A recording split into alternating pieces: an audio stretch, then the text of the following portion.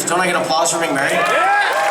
It's not really applause for me, it's applause for my poor wife. It's like, oh, you put up with it for how long? 22 years? Whoa, that's like a standing ovation. Anybody who can live with an actor for that long. And then we have 3 daughters, Alexandra, Elizabeth, and Isabella. I don't think you're going to be able to see it.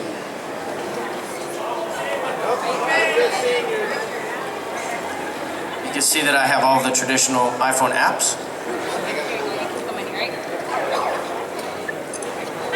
Okay, hold on, here we go.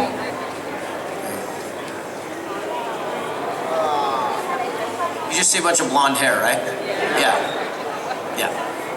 So my oldest, Alexandra, Allie, is going to college in the fall. She's going to Harvard. Right? That's going to be expensive.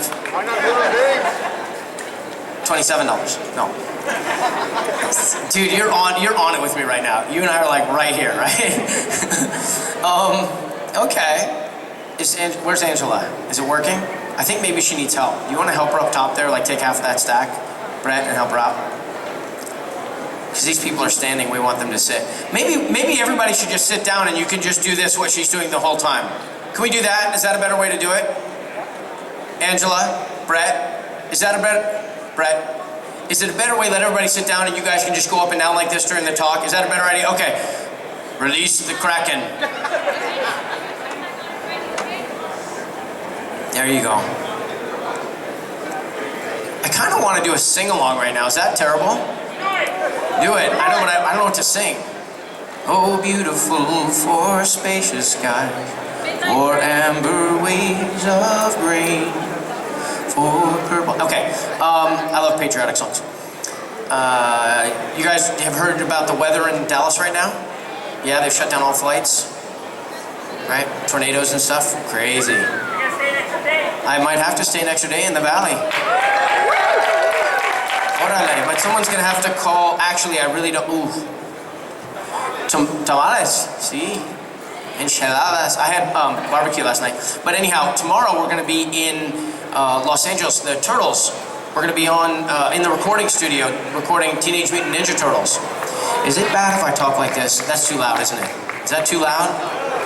Perfect. Ojalá. I love certain words in Spanish. Bastante. Entonces. Certain words, they just like, I just get this warm feeling. I don't even know what they mean. No, I do. Espera. So, anyhow, we're going to be doing Turtles tomorrow in the studio, and there's a Make-A-Wish family that's coming in. So it'll be a bummer for that family who's traveled from far away to be in Los Angeles if Raphael can't be there. So hopefully we'll get a full day and early evening here in McAllen and then get back in time. So that's that. But anyhow, everybody welcomed me over the last, like all conventions, people are so hospitable. Everybody's usually so grateful that you've come to their area, and McAllen is no different. You all look so much more comfortable sitting down. I just want to say that. So everybody keeps saying to me like, hey, welcome to the valley. Welcome to the valley. So today I woke up and I had to go for a run in the valley. And I noticed that the valley's kind of hot and humid, and the wind was very strong. And I live in the San Fernando Valley, which is in Los Angeles. You know San Fernando Valley? There you go. You know, Sherman Oaks, Encino Man, Encino's in the San Fernando Valley. If you're in the middle of the San Fernando Valley and you look to the south, you can see las montañas. If you look to the north, las montañas. If you look to the east, las montañas. But if you look to the west, ocean. Las montañas. What? Pero aquí, there are no mountains. This must be a really deep, long, wide valley, because I did not see one mountain anywhere. And I ran for 4 wonderful miles. No mountains, no hills. Where? No mountains. No mountains. It's a desert. But it's tropical here, right? This is a tropical paradise. Yeah. I don't know when they say subtropical what that means. Like you're tropical, but you got a D on your test or something.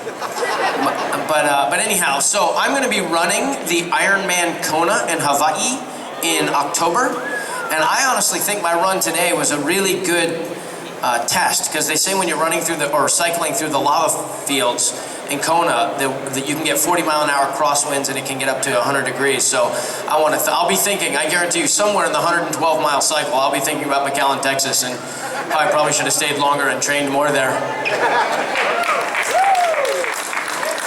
I ran the, raise your hand if you were here yesterday. Wow, that's like 90%. All new jokes. So far, so good, right? They better be all new questions, too. It's a dual responsibility. Because yesterday, I asked a lot of people who were going to be coming on Sunday, and like one person raised their hand because it was Mother's Day. To which I responded, what a perfect Mother's Day gift. And raise your rose. Are you a mother? Did you come in with a rose today? Wow. One. Did you get your little, not a rose, it's a flower, a red flower, like a carnation or something. They were handing out to mothers. Maybe oh, there she is. Happy Mother's Day. Happy Mother's Day to all beautiful mothers. You all work so hard. You earn at least one day a year, if not every day. I have to call my mom. Do you know who my mom is? Patty Duke, the world famous actress, won an Academy Award when she was 14 for playing Helen Keller. And then she won 4 Emmys, nominated for, I think it was like 11 Emmys. We're gonna call her right now. I have not called her to wish her a happy Mother's Day, so maybe you will help me with that. She's on Lifetime, yeah. I thought you said life support. I'm like, no, she's doing good.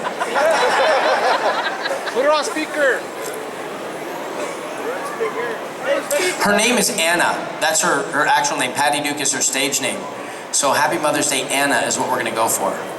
Together, I require assistance. It's ringing.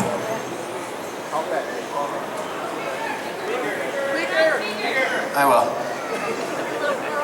Hello? Hey, Mikey. It's my stepdad. Hi there. How you doing? Good. I'm on stage right now in front of, it looks like about 300 people, and we have something we want to say to you. Okay, hold on. It's Happy Mother's Day, Anna. 1, 2, 3. Happy Mother's Day, Anna! That was wonderful. All in one voice. Thank you. Happy Mother's Day. I have wonderful children. Wait, Mom, can you say that again? I said it is a happy Mother's Day. I have wonderful children. I heard it the first time. I just wanted you to say it again. Okay, hold on. I love it. Where am I? Hold on, wait. Where am I, guys? McAllen, Texas. Oh, wow. You've been down here, and there's like, I'm supposed to come home through Dallas today, but it's there's like hurricanes, and they've shut down all the airports and stuff. Oh, dear. Well, stay safe, everybody. We will. All right. Hold on. Okay, say goodbye, Anna. Everything you tell them to. That's wonderful. Not everything. All right.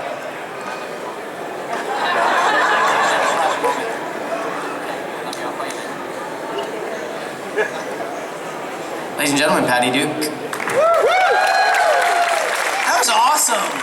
Thank you very much for helping me with that. It made me happy. To be away from my mom and to be away from the mother of my 3 children on Mother's Day is a little bit intense, but it's good. Okay, so I'm here. I'm thinking, we talked about so much yesterday. We covered a little bit of Goonies. One question people didn't ask that they usually ask is, what was my favorite part of shooting the Goonies? And I always say the same thing, getting to kiss the girl. Yeah. That was like a Baptist church. Yeah, amen. Preach it. Preach it. Okay, so that was that. Rudy, I got to, those are my, like the three ones that most people know are Goonies, Rudy, and Lord of the Rings. And 51st Dates. idea what I was in for on that one. I went in thinking I was playing this tough, kind of an angry truck driver kind of a brother. And I go in and the wardrobe, the costume designer has laid out like these bumblebee stretch pants and this mesh shirt. And I'm like, oh no, what's happened? But I'm an actor, so I just said, you know, okay. And little did I know that clenching one's posterior cheeks and dancing with one's pectoralis would engender such joy for so many people. I think my children like it too. I'm not sure if they get teased in school or if they're like, my dad knows how to do the, I don't like to say it on Sunday in polite company. Breasticle dance is one way to say it. So much to share. Rudy, Goonies, Lord of the Rings. A lot of people talk about toy soldiers. Toy soldiers, is that you, right? You were talking, that's why I brought it up, because of you.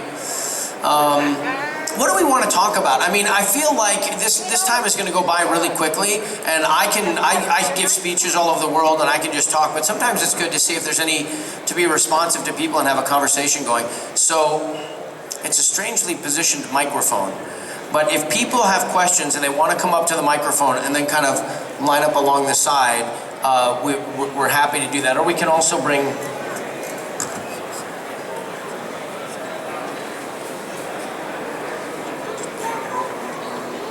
Oh, scared me. What you got?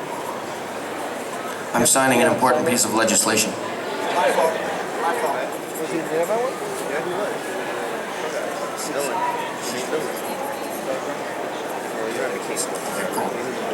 That was my room service order. No, it wasn't really. Okay, so what can we talk about? There's so much. There's so... Oh. Where do you want to go again? Yeah, let me see. Wait, do they approve? Is that a good one for Mother's Day? Is that good? You sure? 100%? Sold. Thank you so much. Tell me now. Everybody say thank you to Holly, because she and her team are the ones doing the pictures for us, and they didn't have to do it. Thank you, Holly. That's awesome. Rare, unique. I like unique things. Okay, raise your hand if you have a question. Okay, in the football, in the soccer shirt. That's you with the beanie hat. Yeah, yeah. Balloons. Yeah, but people get nervous until there's a couple of questions, so maybe somebody will walk up to them with a microphone, or you can just shout it out. How heavy was Elijah Wood? I'm trying to think of an exact weight, but not that heavy. The weird thing about Elijah Wood is he can eat like an elephant. Actually, elephants don't eat that much, interestingly. He can eat like some animal that eats a lot, and yet gains no weight. His metabolism is very fast. I was very upset. I was jealous. And he was very diminutive on the top of the cool thing was, we were filming on the side of an actual volcano, the Mount Ruapehu volcano, the Mount Doom sequence, and they put a harness on me underneath my clothes because we were really on a steep, slope, and if you fall, it could have been, you fall for a long time, you can get hurt. So they had a wire on my harness, and they locked me in, and then I was wearing the Hobbit feet. And the way the Hobbit feet work was you get these kind of silicone slippers, and you show up at 4 in the morning, and you stand on a box, and first they put glue inside, kind of paint glue on the inside, then they put talcum powder, because otherwise your foot just slips right into it. So they put talcum powder, so you slide your foot in, and you stand up, and you squish through the talcum powder so that your foot is becoming glued to the silicone. And then they glue the sides around, and then they put these blender edges on. Very delicate work. It would take an hour 15, hour and 20 minutes, sometimes faster, sometimes slower, depending on if they were going to be seen in close-up. And then they put the hair on with glue, and it's just cold, sticky. You're getting jabbed and little cuts on your feet all the time. And then you walk. Well, actually, you're not supposed to walk around unless you're shooting because they can mess them up. So you're like in prison. And then you go and you're going to run up a shale cliff. Like, don't do anything. Run up a cliff, a sharp, jagged edge rock cliff. So we get up there, and what happens is your feet start to sweat.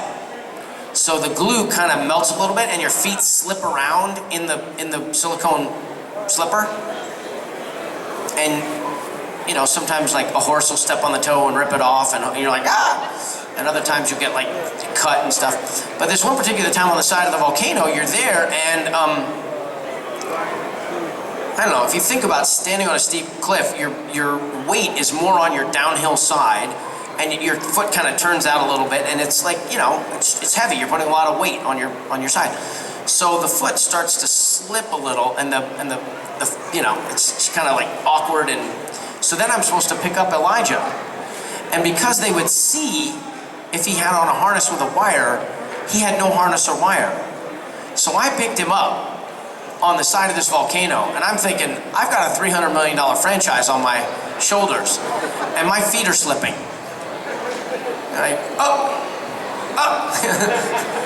And and he didn't care. He was like, yeah, pick me up, whatever, it's all good, doesn't matter. So I picked him up and I carried him, and it was the straining in Sam's face, you know, oh, Mr. Frodo, that's good acting, because he was really light. Good question though. Next question. Young lady in the red. What are your favorite books? What are my favorite books? Ooh. What are you, Katie Couric? Right? You remember how Katie Couric asked Sarah Palin what her favorite book was, and that didn't go well. My favorite books, so I went to UCLA, I studied history and American literature and culture. I spent a couple years just reading nonstop, big anthologies of poetry, and my favorite books, and then I got kids, so you read a lot to your kids, so I always think of, the same ones pop into my head, they're not the only favorite ones, but they pop into my head all the time, like the Lorax. I'm the Lorax, and I speak for the trees. Yeah, their brown bomb suits, those kind of things. I liked Rasselas. Voltaire, Candide, adventure books. You like that one? You know what? When I was in New Zealand, I had been trying to make a transition to directing films, and so I had optioned screenplays, I had